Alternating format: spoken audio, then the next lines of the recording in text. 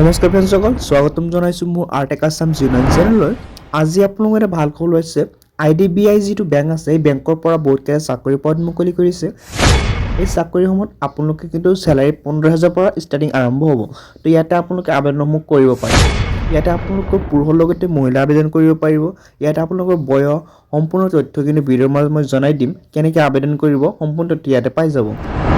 ভিডিঅ'টো সেইকাৰণে স্কিপ নকৰি শেষলৈকে চাই থাকিব আৰু ইয়াৰ লাষ্ট ডেট হ'ব 11 মাৰ্চলৈকে। ইয়াৰ আগতে আপোনালোকে আবেদনসমূহ কৰিব। বলক আমি ভিডিঅ'খনলৈ আগবাঢ়ো। তো ফ্ৰেণ্ডসকল, এইখন হৈছে IDBI বেংকৰ যিটো অফিচিয়েল ৱেবছাইট হয়। এইখন হৈছে অফিচিয়েল ৱেবছাইট। ইয়াতে আপোনালোকে দেখা পাইছে name of post junior assistant manager grade O।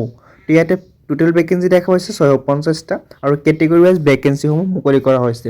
ইয়াৰ কাৰণে 260টা, SC কাৰণে 100টা, ST কাৰণে 54টা, EWS কাৰণে 65টা, OBC কাৰণে 171টা পোষ্ট ইয়াতে মুকলি কৰা হৈছে। এজ লিমিট যদি আপোনালোকে চাই ইয়াত দেখা পাইছে মিনিমাম 20 ইয়াৰ্ছ, মেক্সিমাম 25 ইয়াৰ্ছ হ'ব লাগিব। লগতে আপোনালোকৰ যিটো বাৰ্থ অফ ডেট হ'ব লাগিব, ইয়াত দেখা পাইছে 2000 পৰা 2005 চনৰ মাজত কিন্তু আপোনালোকৰ জন্ম তাৰিখ হ'ব লাগিব। এডুকেশ্যন কোৱালিফিকেশ্যন যদি আপোনালোকে চাই ইয়াতে candidate should be graduate from any discipline from a university recognized by government of India। তো আপোনালোকে যিকোনো চৰকাৰী মহাবিদ্যালয়ৰ পৰা আপোনালোকে ডিগ্ৰী পাছ কৰিব লাগিব, তেতিয়া আবেদনসমূহ কৰিব পাৰিব। তাৰ লগতে যদি আপোনালোকে ইয়াত স্ক্ৰল ডাউন কৰে, ইয়াতে দেখা পাব আদাৰ ক্ৰাইটেৰিয়া। তো SC দেখিব আপোনালোকে কিন্তু কেটেগৰী ৱাইজ বেলেগ বেলেগ পাব। ইয়াতে দেখা পাইছে ST SC 5 বছৰ, OBC নন ক্ৰিমি লেয়াৰ 3 বছৰ আৰু PWBD 10 বছৰ আপোনালোকে SC দেখিবলৈ পাব।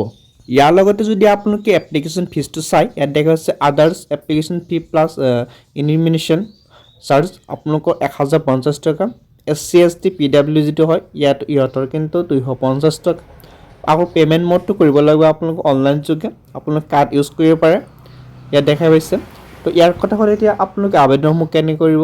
তো আবেদন কৰাৰ কাৰণে আপুনি এইখন পেজত আহি যাব। পেজখনৰ লিংক মই ডিছক্ৰিপশ্যন দি থৈছোঁ, তাৰ পৰা আপোনালোকে আহি যাব। লগতে ইয়াতে দেখা পাইছে লাষ্ট ডেট হ'ব 12 মাৰ্চ। মই আগতে কৈ দিছোঁ 12 মাৰ্চলৈ কিন্তু আপোনালোকে আবেদনসমূহ কৰিব পাৰিব। তো এতিয়াও আপোনালোকৰ 1 মাৰ্চৰ পৰা আপোনালোকৰ যিটো ষ্টাৰ্টিং হ'ব আৰম্ভণি, তো তাৰ পৰা আপোনালোকে আবেদনসমূহ কৰিব পাৰিব। তো ইয়াতে আপোনালোকৰ এইখন পেজত আহি যাব। অহাৰ পিছত আপোনালোকে অফিচিয়েল যিটো দেখা পাইছে ইয়াতে অনলাইন এপ্লিকেশ্যন ফৰ্ম, তো এতিয়াও ফৰ্ম কিন্তু এক্টিভেট হোৱা নাই। তো আজি দিনৰ ভিতৰতে কিন্তু এক্টিভেট হৈ যাব, তেতিয়া আপোনালোকে ইয়াৰ পৰা আবেদনসমূহ কৰিব পাৰিব। তো ইয়াৰ লিংক মই ডিছক্ৰিপশ্যন দি থৈছোঁ, তাৰ পৰা আপোনালোকে কৰিব। তো যদি কিবা অসুবিধা পাই কমেণ্টত জনাব, মই আপোনালোকক হেল্প কৰিবলৈ চেষ্টা কৰিম।